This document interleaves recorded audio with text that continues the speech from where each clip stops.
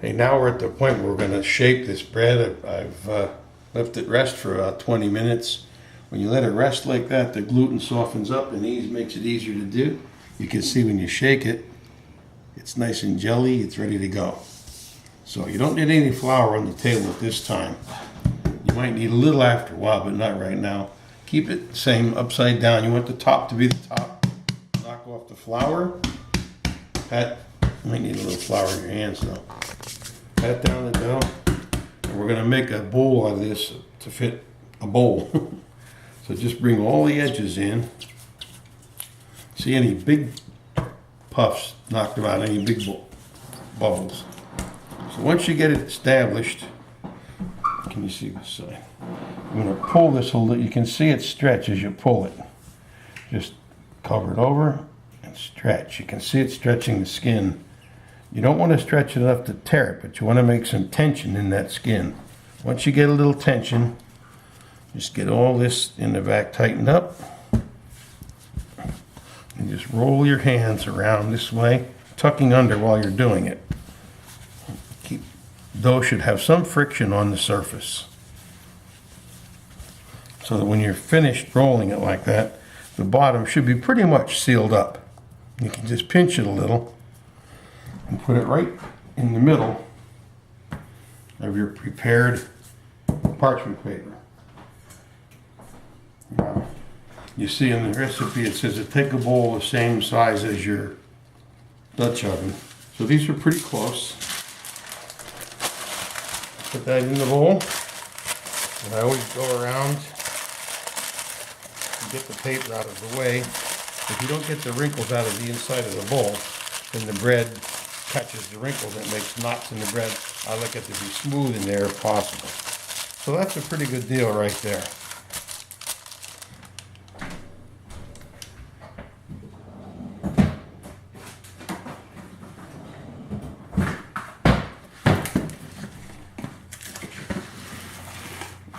Plastic wrap on top.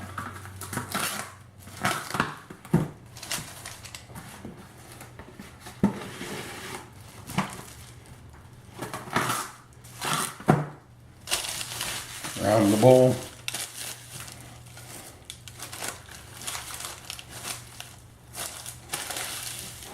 And a nice warm spot.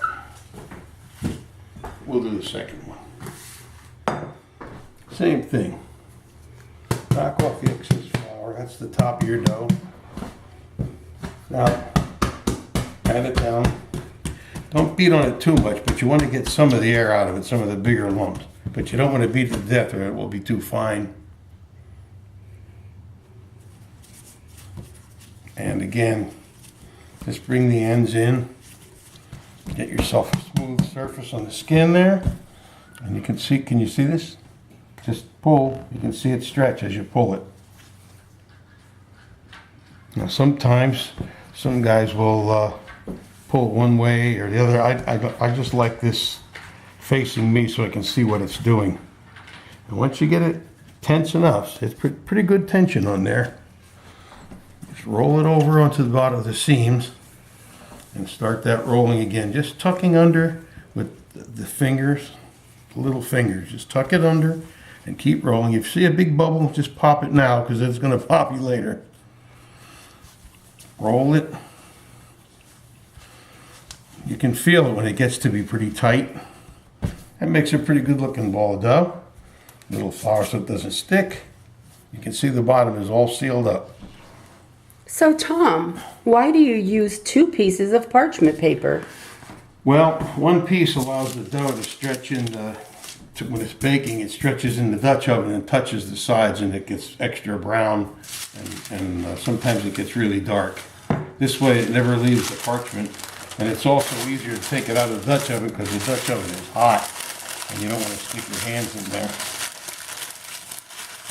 And then with the seams, fold the edges over.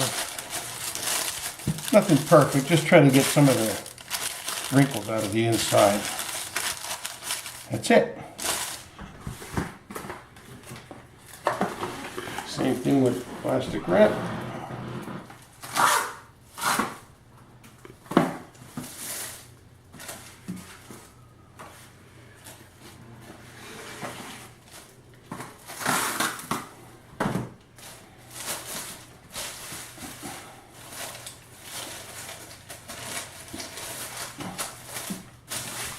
And we'll let that sit for, well, I'll set the timer for 30 minutes.